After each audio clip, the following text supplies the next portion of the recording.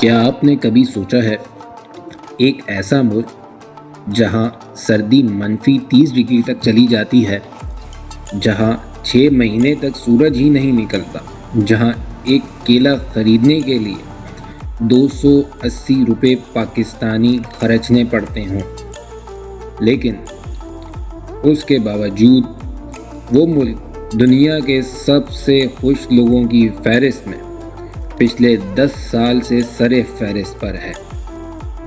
یہ ہے ناروے، تیل کا بادشاہ، فجریٹس کی سرزمین، اور وہ ملک جہاں قیدیوں کی جیل کو ہوٹل کہا جاتا ہے۔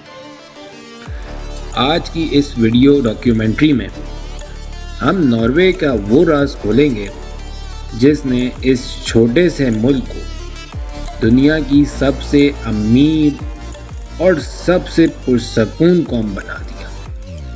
ویڈیو آخر تک دیکھیں کیونکہ آخری فیکٹ آپ کی سوچ بدل دیں گے۔ ناروے یورپ کے بالکل اوپر نقشے پر دیکھیں تو ایسا لگتا ہے جیسے کوئی لمبی انگلی آرکٹک سرکل کو چھو رہی ہو۔ جی ہاں، آرکٹک سرکل کو چھو رہی ہو۔ اس کا رقبہ پاکستان کے صوبہ سندھ اور بلوچستان کے برابر ہے، لیکن آبادی صرف اور صرف 55 لاکھ ہے۔ جی ہاں، 55 لاکھ، یعنی ہمارے کراچی کی آبادی کا 1/3 حصہ۔ پورے ملک میں اتنے لوگ ہیں جتنے لاہور کے ایک ضلع میں ہوتے ہیں، لیکن ناروے کی اصل خوبصورتی اس کی زمین میں۔ یہاں 80,000 سے زیادہ فجریٹس ہیں۔ جی ہاں، فجریٹس۔ آخر یہ فجریٹس ہوتے کیا ہیں؟ فجریٹس کیا ہیں؟ لاکھوں سال پہلے جب گلیشیئر پگھلتے تھے تو وہ برف کے دیو یعنی پہاڑوں کو کاٹتے ہوئے سمندر تک چلے جاتے تھے۔ ان کٹاؤ سے جو گہری، تنگ اور نیلی کھائیاں بنتی تھیں انہیں فجریٹس کہتے ہیں، اور یونیسکو نے دنیا کا سب سے خوبصورت فجریٹس بھی ناروے کے اندر ایک فجریٹس کو قرار دیا ہے جو ان پہاڑوں کے بیچ سے گزرتا ہے، اور اس کے مناظر بحیثیت بہت ہی خوبصورت ہوتے ہیں۔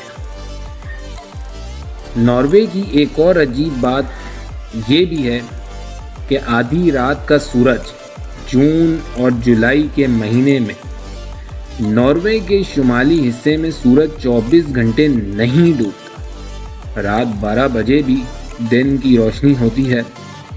لوگ آدھی رات کو فٹ بال کھیلتے ہیں، بچے رات کے 1 بجے تک پارک میں کھیل رہے ہوتے ہیں، اور اس کا الٹ اگر دیکھیں تو دسمبر اور جنوری میں پولر نائٹ آتی ہے۔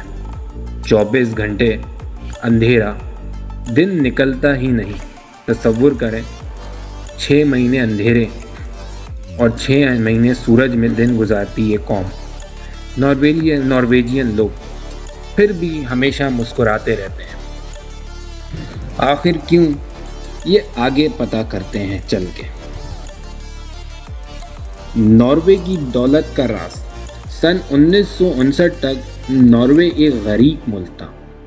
لوگ مچھلی پکڑ کر گزارا کرتے تھے۔ اس میں زیادہ تر کسان ہوتے تھے۔ سردی اتنی تھی کہ فصلیں بھی مشکل سے ہوتی تھیں۔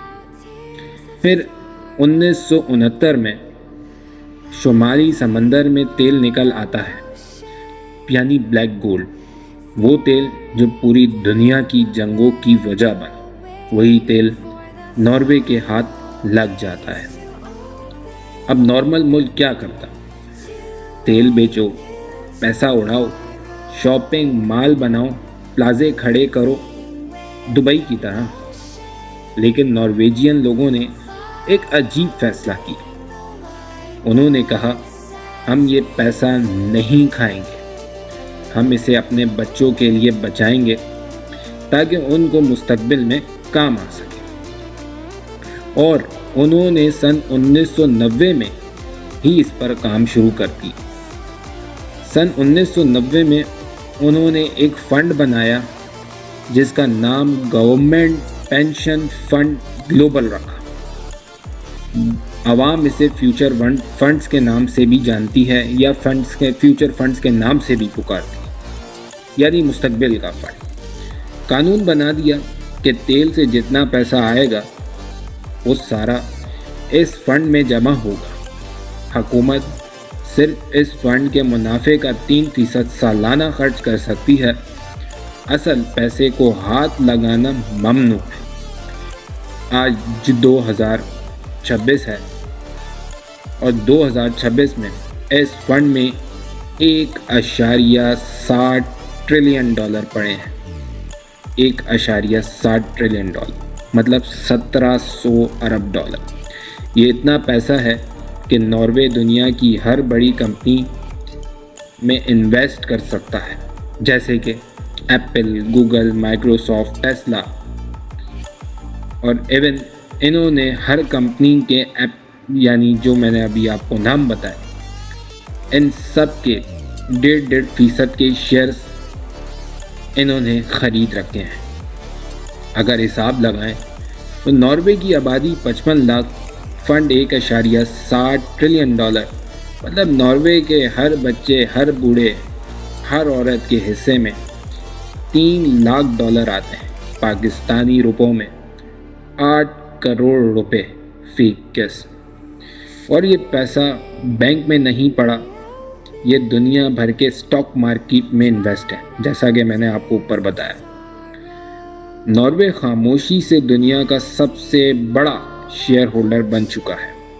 اسی لیے نارویجین کہتے ہیں ہمارے پاس تیل ختم بھی ہو جائے تو ہمارے آنے والی 7 نسلوں کا خرچہ سیکیور ہے۔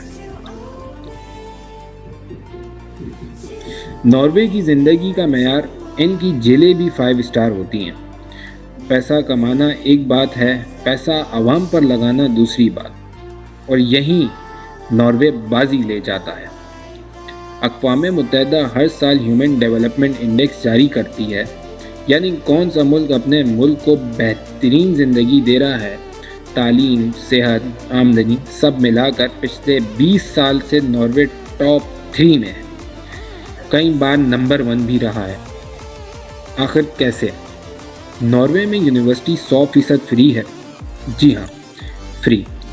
نارویجین ہو یا پاکستانی یا پھر کسی بھی ملک کے لوگ ہوں یا اسٹوڈنٹ، کوئی بھی دنیا کا طالب علم ناروے کا جا کر ناروے کی سرکار سے یونیورسٹی کی فی ادا کروا سکتا ہے، اور یہ وہاں کی سرکار کا رول ہے۔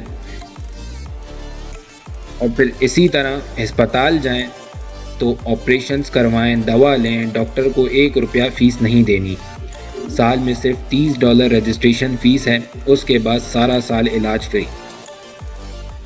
اب آتے ہیں ان کے جیل کے معاملات میں جو دنیا بھر میں سر فہرست پر آتے ہیں۔ سب سے حیران کن بات یہ ہے، ناروے کی پریزنس دنیا کی سب سے مہنگی جیلوں میں سے ایک ہے۔ قیدی پر حکومت سالانہ $1,20,000 خرچ کرتی ہے۔ آخر کیوں؟ کیونکہ نارویجین کا فلسفہ ہے، جیل سزا دینے کی جگہ نہیں، انسان بنانے کی جگہ ہے۔ جیل میں قیدیوں کے کمرے دیکھیں تو لگتا ہے 3 اسٹار ہوٹل ہے۔ لکڑی کی دیواریں، flat screen TV, personal bathroom, چھوٹا باورچی خانہ، قیدی خود کھانا بناتے ہیں۔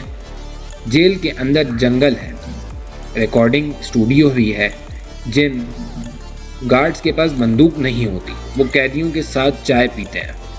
نارویجین کا ماننا ہے اگر آپ قیدی کو جانور کی طرح پنجرے میں رکھیں گے تو 10 سال بعد وہ باہر آ کر جانور ہی بنیں گے، لیکن اگر اسے انسان کی عزت دیں تو وہ انسان بن کر لوٹیں گے۔ اور کمال دیکھیں، ناروے میں جیل سے رہا ہونے کے بعد دوبارہ جرم کرنے کی شرح صرف اور صرف 20% ہے، جبکہ امریکہ میں یہی شرح 70% پر ہے۔ اب آتی ہے ناروے کی وہ جادوئی حقیقت جو نارڈرن لائٹس کے نام سے مشہور ہے۔ نارڈرن لائٹس کو اردو میں شمالی روشنیاں بھی کہا جاتا ہے۔ ستمبر سے مارچ تک رات کے آسمان پر سبز جامنی گلابی روشنیاں رقص کرتی ہیں. ایسا لگتا ہے جیسے آسمان پر پردہ ہل رہا ہو.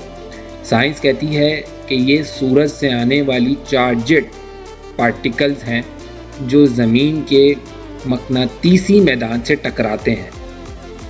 آج بھی ہزاروں سیاح صرف نارڈرن لائٹ دیکھنے کے لیے -20 ڈگری کی سردی میں رات 12 بجے ناروے کے پہاڑوں پر بیٹھے رہتے ہیں. اب جانتے ہیں ناروے کے 7 حیران کن حقائق جو شاید آپ نے کبھی نہ سنے. پہلے نمبر پر ان کا ٹیکس آ جاتا ہے. ناروے میں اگر آپ کی تنخواہ 10 لاکھ ہے تو 5.5 لاکھ حکومت کاٹ لے گی، یعنی 55%. لوگ شکایت نہیں کرتے کیونکہ بدلے میں انہیں فری تعلیم، فری صحت، فری سڑکیں، فری سب کچھ ملتا. وہ کہتے ہیں ہم ٹیکس نہیں دیتے، ہم اپنا انشورنس دیتے ہیں. نمبر 2، کیلے بہت مہنگے ہیں. ناروے میں کیلے نہیں اگتے. ایک کیلا خریدیں گے تو 280 روپے پاکستانی دینے پڑیں. اس لیے نارویجین بچے کے لیے کیلے کو مہنگی ٹریٹ سمجھتے ہیں. نمبر 3، پالتو جانور. یورپ میں لوگ کتے پالتے ہیں، ناروے میں لوگ مائکرو پیگ یعنی سور پالتے ہیں. یہ گھر میں رہتے ہیں، ٹرینڈ ہوتے ہیں، کتے سے زیادہ وفادار ہوتے ہیں. نمبر 4، ناروے میں شراب پر پابندی ہے. بیئر کی ایک بوتل $8 کی ہے، وسکی کی بوتل $100 کی. اس لیے نارویجین لوگ ویکینڈ پر بارڈر کراس کر کے فن لینڈ یا سویڈن چلے جاتے ہیں اور وہاں سے سستی شراب خرید کر لاتے ہیں. نمبر 5، نام بدلنا بہت آسان ہے. جی ہاں، ناروے میں نام بدلنا نہایتی آسان ہے. آپ صرف 1000 نارویجین کرون دے کے تقریباً 28,000 پاکستانی روپے دے کے اپنا نام آسانی سے چینج کروا سکتے ہیں. نمبر 6، الیکٹرک گاڑی. ناروے کو الیکٹرک گاڑی کا جنت بھی کہا جاتا ہے. اوسلو شہر میں اگر آپ کے پاس ٹیسلا یا کوئی الیکٹرک گاڑی ہے ناروے کے اندر تو parking free, toll tax free, charging free. اس لیے ناروے میں 70% نئی گاڑیاں الیکٹرک بکتی. نمبر 7، خودکشی کی شرح سب سے کم ہے. سن 1970 میں ناروے میں خودکشی کی شرح بہت زیادہ تھی. لوگ کہتے تھے پیسہ ہے لیکن خوشی نہیں. لیکن پچھلے 50 سال میں حکومت نے ذہنی صحت پر پیسہ لگایا اور خودکشی کی شرح 40% کم ہو گئی. آج ناروے دنیا کے محفوظ ترین مقامات میں سے ایک ہے. لیکن دوستو، ناروے جنت نہیں. ہر سکے کے 2 پہلو ہوتے ہیں. ناروے کی دولت کی بھی ایک اصل حقیقت ہے اور اس کی بھی ایک قیمت ہے. پہلی قیمت سردی اور اندھیرا. 6 مہینے تک سورج نہ نکلنا. انسان کے دماغ میں ایک کیمیکل کم ہو جاتا ہے. اس کیمیکل کے کم ہو جانے سے انسان کو ڈپریشن کی بیماری ہو جاتی ہے، جس سے انسان بہت اداس رہنے لگتا ہے.